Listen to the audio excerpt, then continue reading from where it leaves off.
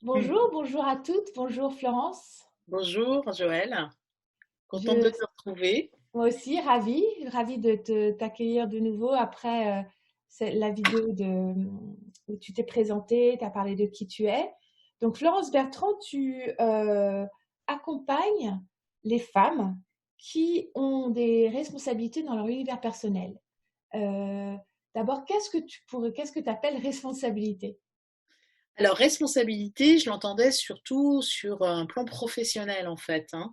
C'est-à-dire, ce sont des femmes qui sont soit entrepreneuses, donc comme moi d'ailleurs, hein, ou comme toi, c'est-à-dire des femmes qui ont la responsabilité d'une micro, voire d'une entreprise, et qui à ce titre dirigent et donc doivent prendre un certain nombre de décisions qui ne sont pas forcément toujours simples pour mener à bien leur vie professionnelle et leur entreprise.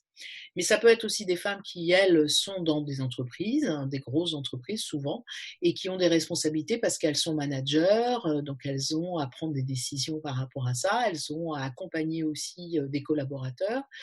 Ça peut être aussi des personnes qui sont associées à des comités de direction, donc là, qui ont des responsabilités encore un peu plus importantes et qui, dans ce cadre-là aussi, parfois, sont fragilisées par un environnement, par exemple, qui est très masculin et qui leur demande à elles de puiser dans leurs ressources et de trouver leur propre puissance et leur potentialité pour mieux vivre ce qu'elles ont à vivre dans ce cercle de responsabilité. Ok, je te Voilà. remercie. Et du coup, elles vont faire appel à toi pour les accompagner de quelle façon? En général, les femmes qui viennent vers moi, je peux citer par exemple actuellement, j'accompagne une femme qui travaille à l'Institut Pasteur, donc on peut imaginer à quel point actuellement elle est sollicitée, hein, et puis elle est dans l'œil du cyclone. Par exemple, elle avait besoin d'un accompagnement pour justement l'aider à vivre la période. Tout simplement à vivre cette période-là, parce qu'elle accompagne une équipe à distance, donc elle manage à distance. C'était quelque chose de très inhabituel. Donc comment faire pour continuer à jouer la carte de la proximité avec des personnes qu'on ne voit plus, qu'on voit, mais qu'on ne peut pas croiser dans un couloir, qu'on peut pas, avec qui on peut plus prendre un café à 10 heures, etc., etc. Trouver des ressources par rapport à ça en termes managériels, mais trouver aussi des ressources pour elle-même, parce que c'est quelqu'un qui vit seul dans un appartement de 50 mètres carrés, et tout d'un coup, waouh, c'est la sphère privée aussi qui est altérée par ce confinement qui est complexe pour beaucoup de personnes. Donc voilà, par exemple là, c'est un accompagnement qui est très lié à ce que nous vivons actuellement tous. Dans d'autres moments, ça peut être tout simplement parce qu'il y a des difficultés à se sentir parfaitement légitime dans son actualité professionnelle, parce qu'il y a des fragilités. Par exemple, est-ce que je suis vraiment compétente pour gérer une très grosse équipe? Est-ce que je suis assez visible dans mon univers professionnel pour pouvoir briguer d'autres postes à responsabilité? Euh, Est-ce que finalement être ambitieux c'est une bonne chose quand on a une vie personnelle aussi avec des enfants? Est-ce que c'est possible? Moi j'aimerais bien continuer à avoir des postes à responsabilité, mais je ne sais pas si je peux réussir à le faire. Tu vois, toutes ces problématiques qui sont en lien avec souvent un désir, hein, d'avoir une vie professionnelle riche, épanouissante, où il y a de l'ambition, et la contradiction qui peut être vécue aussi par rapport à toute une histoire personnelle, souvent, hein, qui est plus ou moins évoquée dans le cadre du travail que je fais, mais qui parfois on plonge un peu dedans, mais des croyances sur soi qui sont limitantes et qu'il va falloir dans le travail accompagner, soulever, transformer. Hmm. Et à la fin, combien de temps dure un accompagnement en général? Alors en général, un accompagnement, c'est 20 heures. Dans le D'accord. cadre dans lequel je travaille, c'est 20 heures. Et ces 20 heures, elles vont se scander par soit une heure, soit une heure et demie, toutes les 3 semaines à peu près. Donc tu vois, c'est un accompagnement plutôt de longue durée. Parce que ça, j'en suis persuadée, pour transformer des croyances intérieures, il faut du temps. Ça se fait pas comme ça parce que je le décide en 3 points de mouvement, comme on peut l'entendre parfois sur internet. Non, c'est beaucoup plus long que ça. Ça veut dire c'est une réappropriation de ses potentialités et ça prend du temps pour aller visiter tout ça et décider que cette croyance sur laquelle je me suis construite, eh bien, elle a été très utile, elle m'a vraiment structurée pendant pas mal de temps, mais elle est plus utile maintenant, il faut et donc la transformer, trouver une croyance qui me convient et qui va me donner des permissions d'aller de l'avant, de grandir et d'aller vers ce sur quoi j'ai envie d'aller maintenant. Mmh. Et tu as évoqué un petit peu ce que tu appelles le voyage du héros. Comment est-ce que tu utilises ça dans ton travail et en tant que coach et pour les femmes que tu accompagnes? Alors, le voyage du héros, et là on pourrait parler de l'héroïne, hein, c'est une métaphore qui nous dit, voilà, à chaque fois qu'il y a une épreuve, eh bien voici les différentes étapes que nous allons traverser. Et le voyage du héros s'appuie en fait sur tout un travail qui a été fait par un homme qui s'appelle John Campbell, un Américain, qui lui a lu et étudié toutes les histoires, les mythes, les mythologies du monde, et qui en a décliné, je dirais, comme un fil conducteur qui fait que chaque héros traverse, quelle que soit la nature du conte ou de l'histoire qui est racontée. Donc en gros, il dit voilà, il y a des étapes, elles sont inéluctables. Quand on se met en quête de quelque chose, eh ben, on va traverser toutes ces étapes-là. Et bien actuellement, dans ce que nous vivons, on est dans ce voyage-là, contraint et forcé, parce qu'au début, c'était absolument pas choisi, mais on est dans ce parcours avec différentes étapes.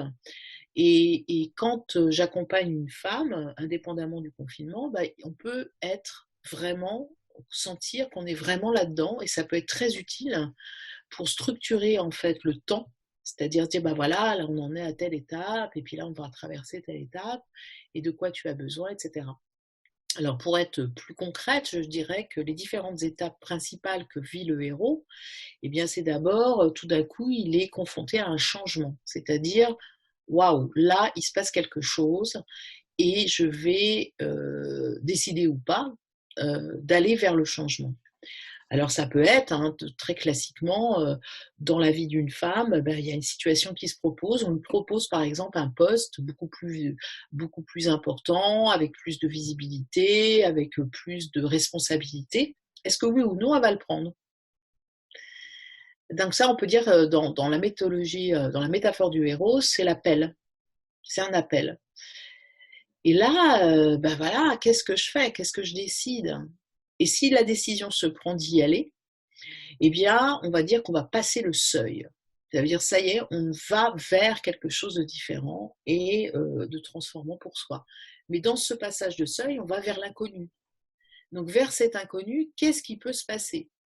Et c'est là où on va avoir besoin souvent de trouver ses alliés, de trouver des personnes qui vont nous aider par leurs réflexions, par les idées qu'ils pourront nous donner, à prendre en charge déjà cette première étape de passage de seuil, parce que très vite, il va va y avoir les gardiens aussi de cette nouvelle vie, et qui sont des gardiens pas forcément gentils, mais qui vont dire ah tu te rends pas compte, si tu prends ce poste-là, tu n'auras plus de temps pour tes enfants, tu n'auras plus de temps pour ta famille, etc.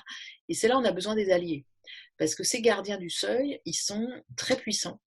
Et c'est toutes alors, de façon métaphorique, on les appelle comme ça, mais ce sont tous nos petits diables intérieurs qui nous disent mais il ne faut pas y aller là. Tu quittes le confort pour l'inconfort, tu quittes le connu pour l'inconnu, tu quittes ce que tu sais, etc. Donc c'est là où il faut affirmer sa posture, affirmer son désir de changement, euh, en trouvant donc des alliés. Donc voilà, on va dire que ça y est, le seuil est passé, qu'on a passé les gardiens et qu'on est dans cet inconnu.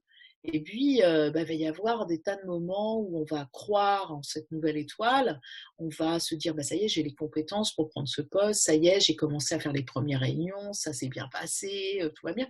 Mais il y a aussi des écueils, il y a aussi des épreuves. Hein, tout héros qui se reconnaît comme héros, il vit des épreuves. Et les épreuves sont plus ou moins difficiles à passer. Dans notre cas, ça peut être, ben voilà, il va falloir que je prenne la parole la semaine prochaine pour, au travers, enfin, avec le comité de direction. C'est la première fois que ça m'arrive. Clic, c'est une épreuve pour moi. Il faut que je m'y prépare. Comment je vais faire? Est-ce que je vais réussir, etc. C'est une épreuve. Et donc, il va y avoir une succession d'épreuves. Et puis, il y a et au travers de toutes ces épreuves, comment je fais, quelles ressources j'utilise, où est-ce que je vais chercher en moi. Et donc, mon accompagnement, c'est d'aider la personne à trouver dans son potentiel toutes les ressources qui vont l'aider à vivre toutes ces nouvelles épreuves. Et il peut y avoir à un moment donné ce que j'appelle l'épreuve du dragon, qui est l'épreuve ultime. C'est l'épreuve, vraiment, je suis tout seul avec ma toute petite épée et devant moi, il y a un énorme dragon qui crache du feu. Et, et celui-là, il va falloir que je le terrasse. Mais alors vraiment, je me sens toute petite. Et ça, c'est l'épreuve ultime hein, qu'on reconnaît aussi certainement dans plein de situations qu'on est amené à vivre, parfois dans le changement, dans la transformation, puisque là, on est vraiment dans de la transformation. Il y a une épreuve, alors dans notre histoire, là, avec cette femme qui a un nouveau poste à visibilité, et bien c'est tout d'un coup, dans ses équipes, eh bien, il y a quelqu'un qui décide de lui nuire de façon vraiment massive, et elle est obligée de se coltiner cette personne-là, d'avoir un entretien qui va être particulièrement difficile pour terrasser ce dragon, c'est-à-dire faire entendre à l'autre que c'est elle qui a le pouvoir, et c'est pas cette personne-là, par exemple. Hein. Et donc ça, pour se préparer à cet entretien, bah, elle a besoin peut-être d'être accompagnée. Et là, le coach, il est là pour ça. Hein, c'est son allié, je dirais, inconditionnel, quel que soit ce qu'elle est amenée à vivre. Il est là, il est présent. Et donc, je peux être présente à ce moment-là et l'aider à construire cet entretien-là, voir sur quelles ressources elle va s'appuyer, qu'est-ce qu'elle va dire, comment elle va formuler aussi ce contenu-là. Quand l'ultime épreuve est passée, on passe à un moment comme un lac tranquille. Ça veut dire c'est comme si on n'est pas encore dans la récolte, mais on a accompli presque la quête et on commence à sentir que ça y est, c'est bon, ça y est, dans la posture professionnelle, je me sens légitime, je me sens alignée à l'intérieur, je sens que mes compétences peuvent briller, que ça y est, je suis à ma place en fait. Hein. Et on va pouvoir commencer à donner du sens à cette transformation et accueillir la récolte. Qu'est-ce que j'ai gagné de l'inconfort du début au confort que je commence à envisager dans cette nouvelle situation? Qu'est-ce qui s'est passé, le fruit de l'expérience, de cette nouvelle expérience que j'ai acquise? Donc voilà. Et là, ben voilà, on va travailler sur toute cette récolte-là et la mettre en mots et la mettre en projet, c'est-à-dire en mode, ben voilà, à partir de toute cette expérience, j'ai acquis tout ça, ben voilà, en quoi ça va me servir et ça va me permettre d'aller vers une nouvelle quête. Parce que ce n'a jamais fini le voyage du héros. On va de quête en quête dans notre propre vie si on est en mouvement, si on est vivant. Eh bien, si on ne s'arrête pas, eh ben c'est constamment, il y a des nouvelles vagues qui peuvent se produire. Donc voilà ce que j'avais envie de partager, tu vois, au sens, dans mon actualité actuellement de coach, au travers de ce que nous vivons, je trouve que cette métaphore-là, elle est riche parce qu'elle scande tous les moments que nous avons vécus là depuis 5 semaines en tant que femmes, où les femmes actuellement, bah, elles ont une charge mentale qui est souvent très élevée, parce qu'elles se retrouvent, comme tout le monde, confinées, mais parfois en train de travailler. Il y a les enfants ou pas, il y a la charge de la famille. Et parce que nous sommes des femmes, souvent, la charge mentale est élevée simplement parce qu'elles prennent en charge beaucoup plus souvent que les hommes. Alors, il y a comment tout d'un coup je réussis, moi, à doser tout ça et peut-être à rééquilibrer, c'est peut-être le bon moment pour rééquilibrer cette charge mentale au sein du couple, au sein de la famille, pas simplement du couple, mais aussi de la famille, pour que je puisse trouver des espaces de ressources intérieures, personnelles, qui sont les miennes en tant que femme. Donc en tant que coach, c'est vraiment aider ça, aider cette partie-là qui est parfois un peu fragile chez les femmes, et justement, dans la métaphore du héros, de dire, bah, tiens, dans cette étape-là, où sont mes alliés, où est-ce que je trouve des ressources, par rapport à ce qui sont mes moteurs hein, intérieurs de vie. Hein, on n'a pas tous les mêmes moteurs. Donc, de quoi j'ai besoin pour me sentir alignée intérieurement. Est-ce que c'est clair pour toi, Joël? Oui, c'est clair. La question qui émerge là, c'est donc une femme vient te voir parce qu'elle est en difficulté.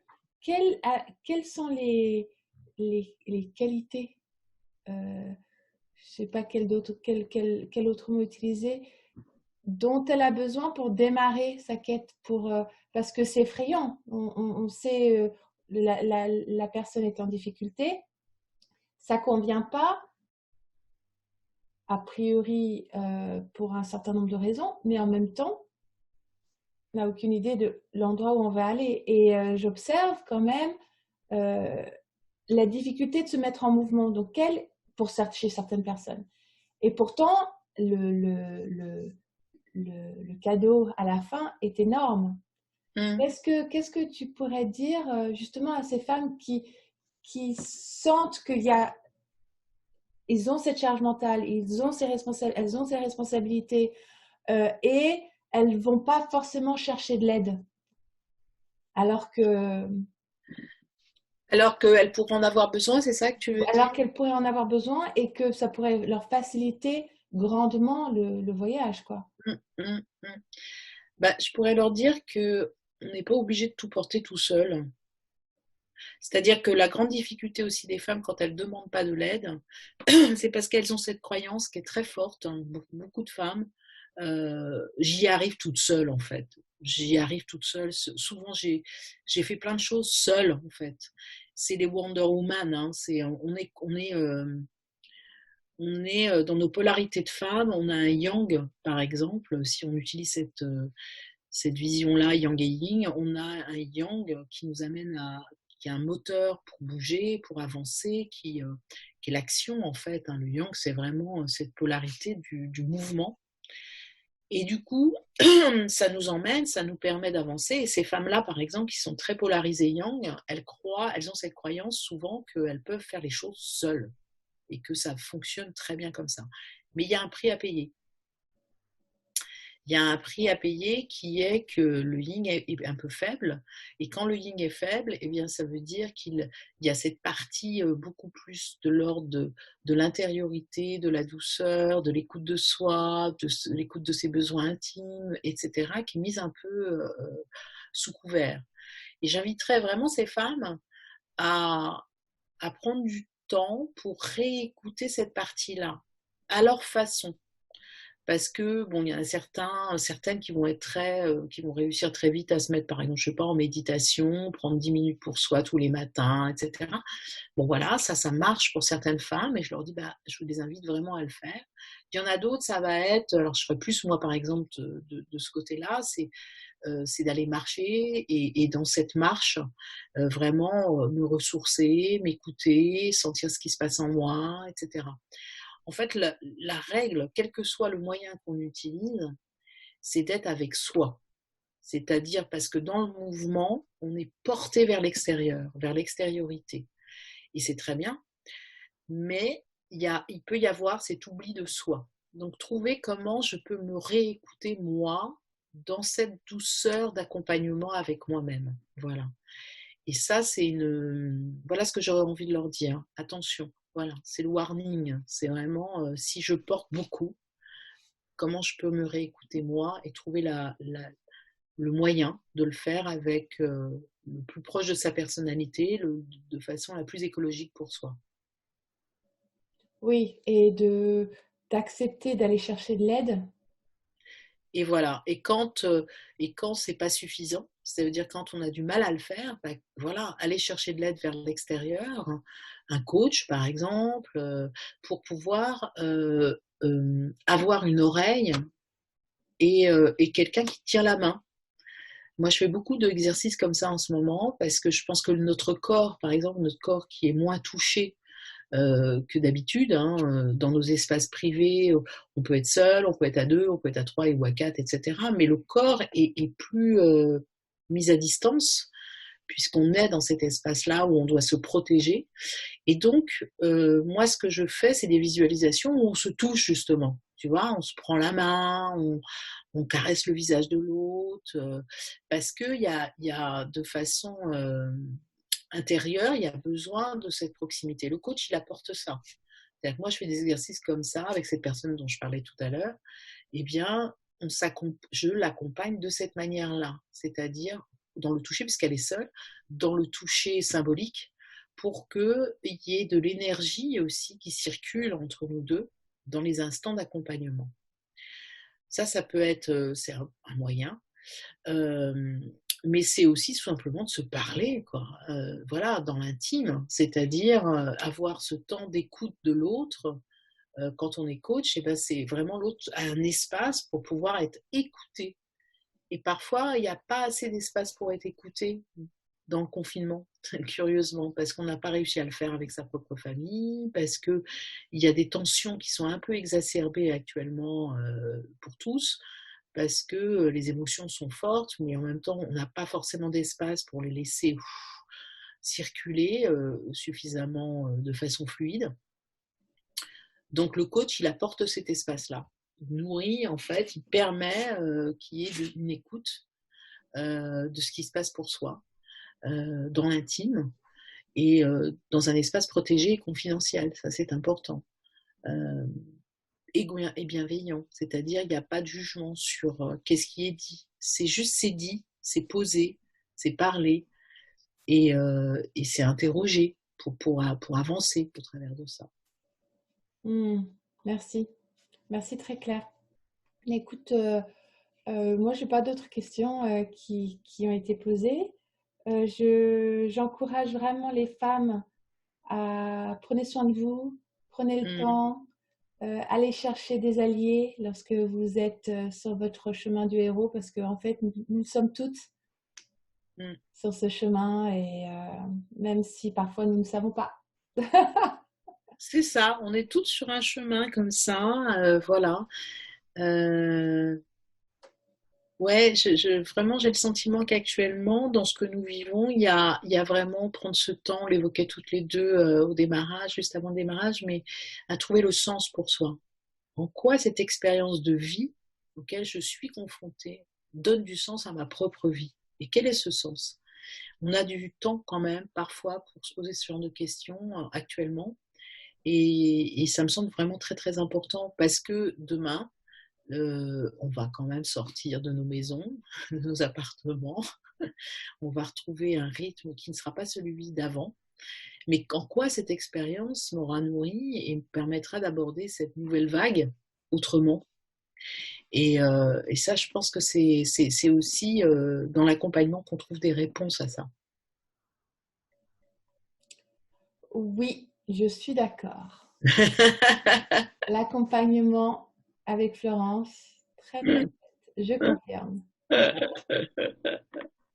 Bah, je vous dis au revoir à toutes, au revoir Florence, et puis, Merci Joël. et puis à bientôt. Si vous voulez contacter Florence, il y a les coordonnées de son site sous la vidéo, et puis n'hésitez pas, surtout, allez-y. Au revoir. Au revoir à toutes.